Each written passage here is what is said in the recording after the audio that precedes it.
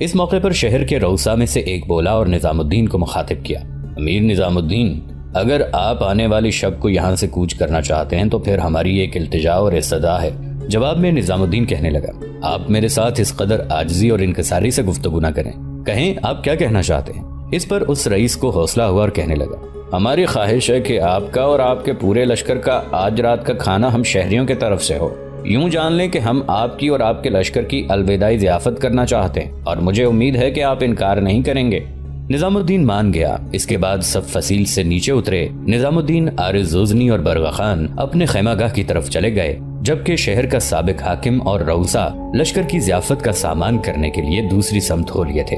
نظام الدین اپنے خیمے میں داخل ہو کر تھوڑی ہی دیر بیٹھا ہوگا کہ خیمے کے دروازے پر اولون نمودار ہوئی۔ نظام الدین نے جب اسے اندر آنے کے لیے کہا تب اولون آگے بڑھی، نظام الدین کے سامنے بستر پر بیٹھ گئی، پھر کہنے لگی، میں نے سنا کہ آنے والی شب کو ہمارا لشکر یہاں سے کوچ کرے گا۔ نظام الدین نے اپنے سر پر بندھا ہوا امامہ اپنے دونوں ہاتھوں سے درست کیا اور کہنے لگا، تم نے ٹھیک ہی سنا ہے اولون، تھوڑی دیر پہلے کچھ مخبر آئے تھے جنہوں نے ہمیں سلطان کے محل وقوع سے آگاہ کیا ہے، لہٰذا آنے والی شب کو ہم یہاں سے کوچ کر کے سلطان کا رخ کریں گے۔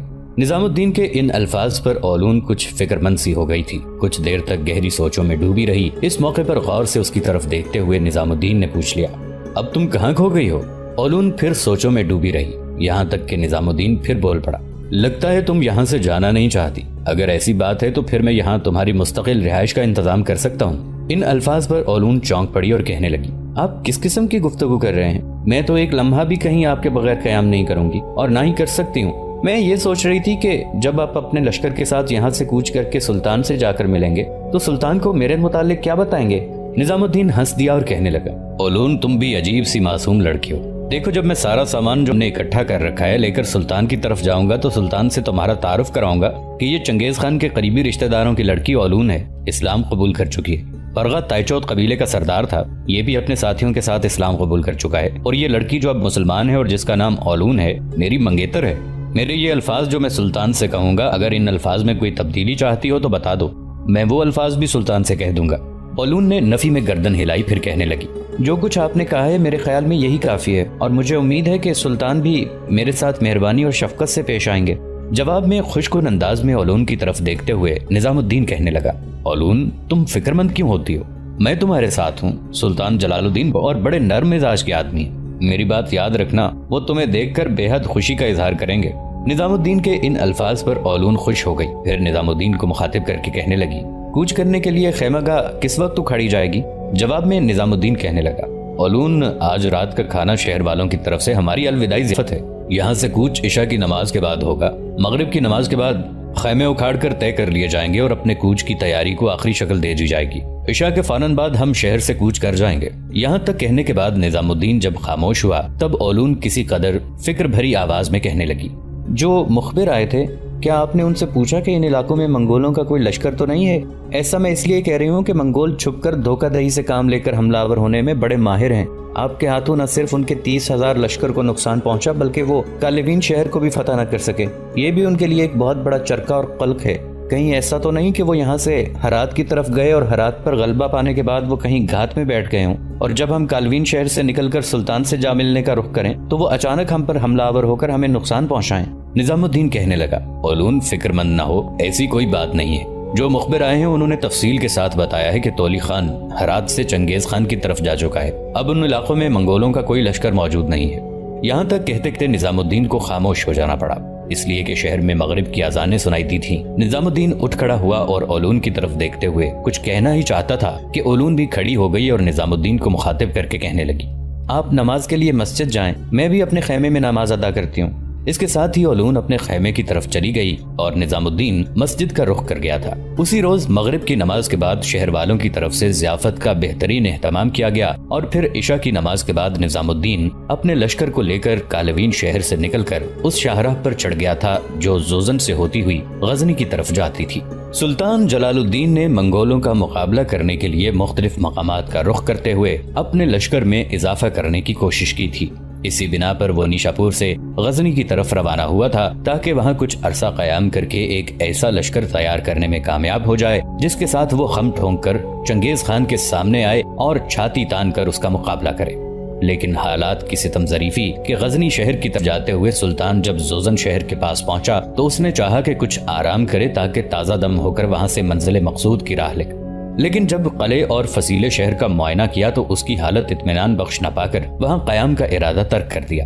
اس کے علاوہ زوزن شہر کے لوگوں نے منگولوں کے ڈر سے سلطان کو وہاں ٹھہرنے کی اجازت بھی نہ دی۔ اس بنا پر سلطان مایوس ہو کر زوزن شہر سے بھی روانہ ہوا۔ اب سلطان نے بست شہر کا رخ کیا۔ بست شہر کی طرف جاتے ہوئے راستے میں سلطان کے مخبروں نے سلطان کو خبر دی کہ چنگیز خان ایک بہت بڑے لشکر کے ساتھ تالقان کے قریب پڑاؤ کیے ہوئے ہے۔ چنانچہ ان حالات کو سامنے رکھتے ہوئے سلطان جلال الدین نے 2-4 دن بست شہر میں قیام کر کے اپنے لشکریوں کو سستانے اور آرام کرنے کا موقع فراہم کیا۔ ابھی وہ وہاں ایک ہی دن قیام کر پایا تھا کہ اس کے کچھ مخبر وہاں پہنچے۔ اس وقت سلطان فجر کی نماز ادا کرنے کے بعد فارغ ہوا تھا۔ جب مخبر اس کے سامنے آئے تب سلطان کسی قدر پریشان ہوا۔ سلطان یہ سمجھا کہ شاید منگولوں کا کوئی لشکر اس کا تعاقب کرتے ہوئے بست کی طرف بھی آ رہا ہے۔ اس نے چاہا کہ وہ آگے بڑھ کر آنے والے مخبروں کو مخاطب کر کے پوچھے کہ ایک مخبر سلطان کو سلام کرنے کے بعد خود ہی بولا اور کہنے لگا، سلطان محترم، ہم ایک اہم خبر امیر نظام الدین سے متعلق لے کر آئے ہیں۔ تولی خان جس وقت ہرات شہر پر حملہ آور ہونے کے لیے پیش قدمی کر رہا تھا تو راستے میں اس نے کئی قلعوں کو فتح کیا۔ کالوین نام کے شہر اور قلعے میں اس وقت نظام الدین نے اپنے لشکر کے ساتھ قیام کر رکھا تھا۔ اس کے ساتھ چنگیز خان کی رشتہ دار وہ لڑکی بھی تھی جس کا نام اولون ہے، جس کے متعلق ہم آپ کو پہلے ہی آگاہ کر چکے ہیں۔ اس کے علاوہ تائچوت قبیلے کا سردار برغا خان بھی اپنے ساتھیوں کے ہمراہ نظام الدین کے ساتھ تھا۔ برغا سے متعلق بھی ہم آپ کو بتا چکے ہیں۔ مختلف قلعوں پر قبضہ کرنے کے بعد تولی خان نے اپنے جرار لشکر کے ساتھ کالوین شہر کا رخ کیا۔ وہ چاہتا تھا کہ ایک ہی دن میں شہر اور قلعے کو فتح کرنے کے بعد ہرات کا رخ کرے، لیکن اس کا مقابلہ کرتے ہوئے نظام الدین نے تولی خان کو لوہے کے چنے چبا کر رکھ دیے۔ بڑے گھمنڈ اور فخر میں تولی خان نے ہرات پہنچنے سے پہلے 30,000 منگولوں پر مشتمل ایک لشکر اپنے ہراول کے طور پر کالوین کی طرف بھجوایا تھا تاکہ اس کے کالوین پہنچنے تک وہ شہر اور قلعے کو فتح کر لے تاکہ تولی خان وہاں آرام کرے، لیکن شاید ان کے مقدر میں ایسا نہیں لکھا ہوا تھا۔ انہیں یہ بھی پتہ نہیں تھا کہ کالوین شہر کے اندر امیر نظام الدین، عارض غزنی اور برغا خان قیام کیے ہوئے ہیں۔ چنانچہ نظام الدین کو جب خبر ہوئی کہ منگولوں کا ایک 30,000 کا لشکر کالوین کی طرف بڑھ رہا ہے تو نظام الدین لشکر کو لے کر باہر نکلا، 30,000 منگولوں سے ٹکرایا اور ان کو تہہ تیگ کر کے رکھ دیا اور دوبارہ کالوین کے قلعے میں محصور ہو گیا۔ تولی خان کو جب اپنے ہراول کے اس نقصان کا علم ہوا تو بپھر گیا۔ کالوین کا اس نے محاصرہ کیا لیکن تھک ہار گیا۔ جو ہی اس کے لشکری شہر کی فصیل کی طرف جاتے، سامنے کی طرف سے تیروں کی ایسی بوچھاڑ موسلادھار بارش کی طرح برستی کہ تولی خان اور اس کے لشکری پیچھے ہٹنے پر مجبور ہو جاتے۔ اس طرح کئی روز تک تولی خان نے کالوین شہر کا محاصرہ کیے رکھا۔ آخر تنگ آ کر وہ ہرات کی طرف گیا اور ہرات سے نمٹنے کے بعد وہ مال غنیمت لے کر اپنے باپ چنگیز خان کی طرف چلا گیا۔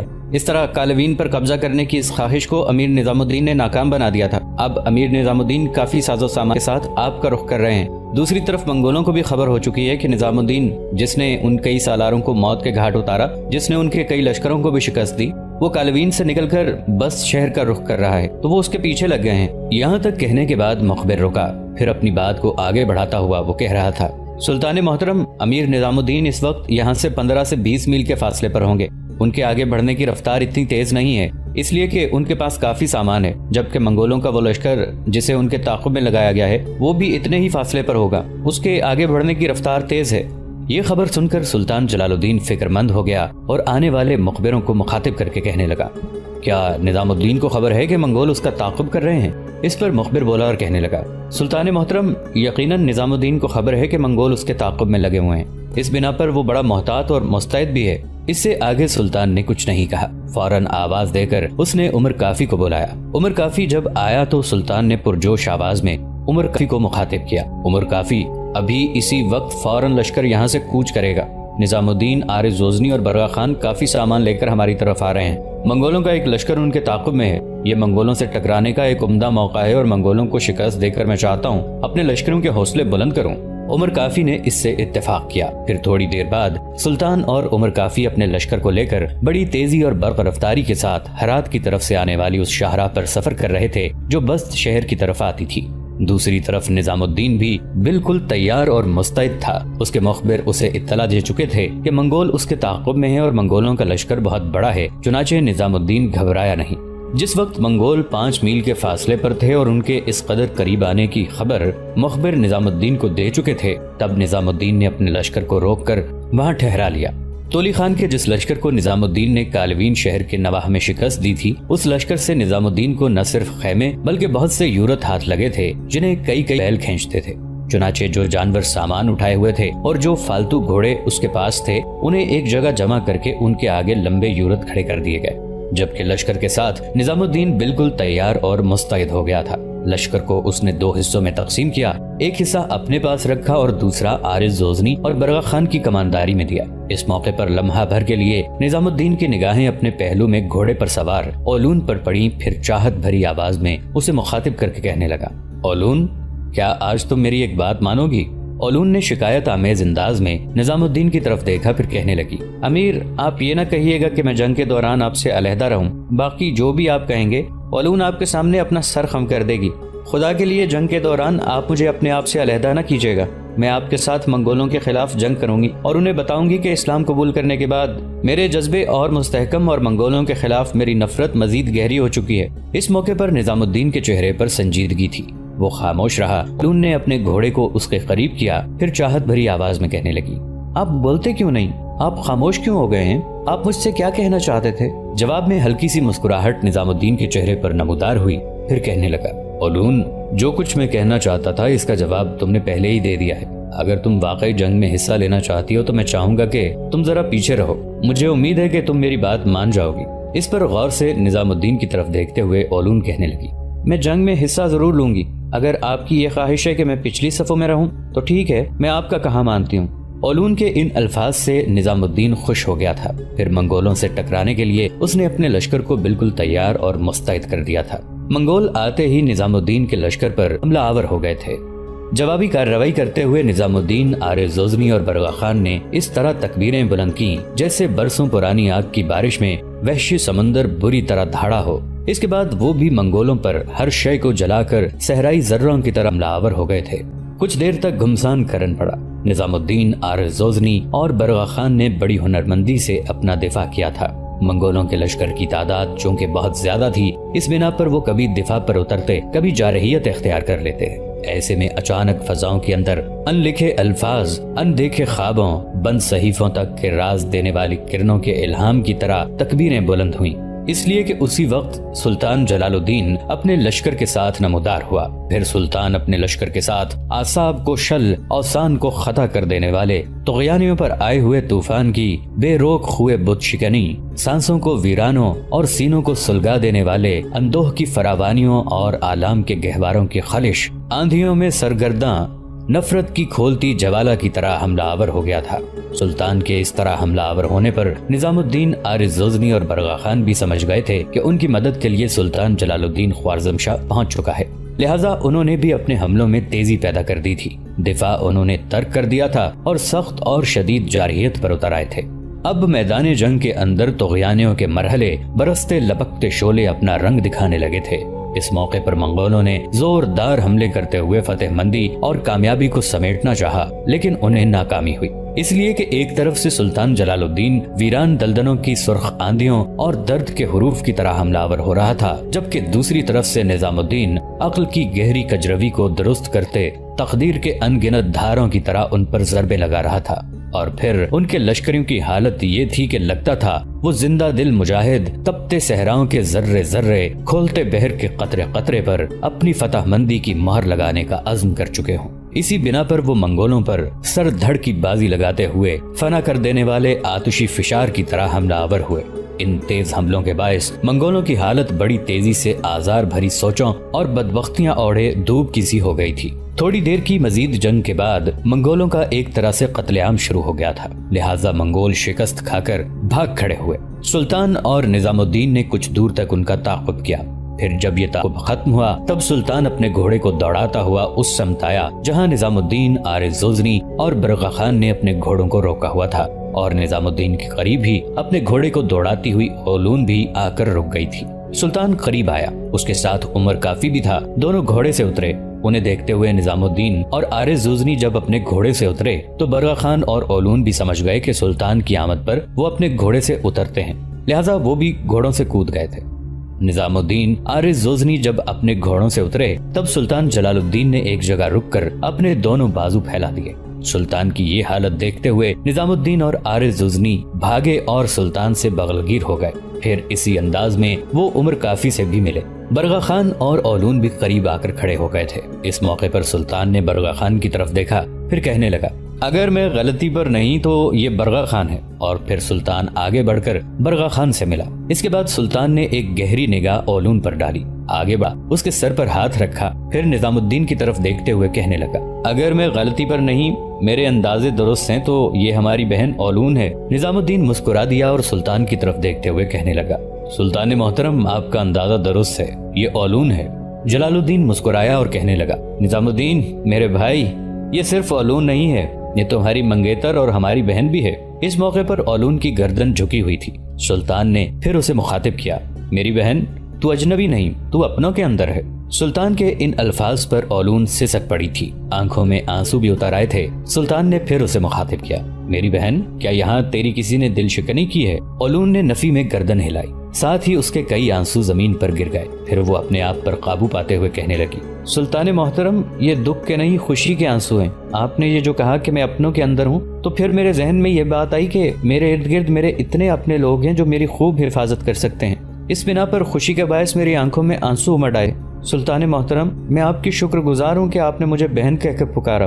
اس کے بعد سلطان نے نظام الدین کی طرف دیکھا اور پھر کہنے لگا، نظام الدین، آؤ پہلے اپنے زخمیوں کی دیکھ بھال کریں، ساتھ ہی منگول جو سامان چھوڑ کر بھاگے ہیں اس کا بھی جائزہ لے لیں۔ اس پر سب حرکت میں آئے۔ پہلے زخمیوں کی دیکھ بھال کی گئی، منگول جو سامان چھوڑ کر بھاگے تھے اسے سمیٹا گیا، پھر جو سامان نظام الدین اپنے ساتھ لے کر آیا تھا، سلطان نے جب اس کا جائزہ لیا تو بے پناہ خوشی کا اظہار کرتے ہوئے کہنے لگا، نظام الدین میرے بھائی، تم نے تو رسد کا کافی سامان جمع کر رکھا ہے، یہ ایک عرصے تک ہمارے کام آئے گا۔ بہرحال آج شام کا کھانا لشکر یہیں کھائے گا اور عشاء کی نماز کے بعد یہاں سے بست شہر کی طرف کوچ کیا جائے گا۔ نظام الدین اور باقی سالاروں نے بھی اس سے اتفاق کیا تھا۔ چنانچہ شام تک لشکر کو آرام کرنے کا موقع فراہم کیا گیا۔ اس کے بعد لشکر کے کھانے کا اہتمام کر کے اور عشاء کی نماز ادا کرنے کے بعد سلطان جلال الدین اور نظام الدین اپنے لشکر کے ساتھ بست شہر کی طرف کوچ کر گئے۔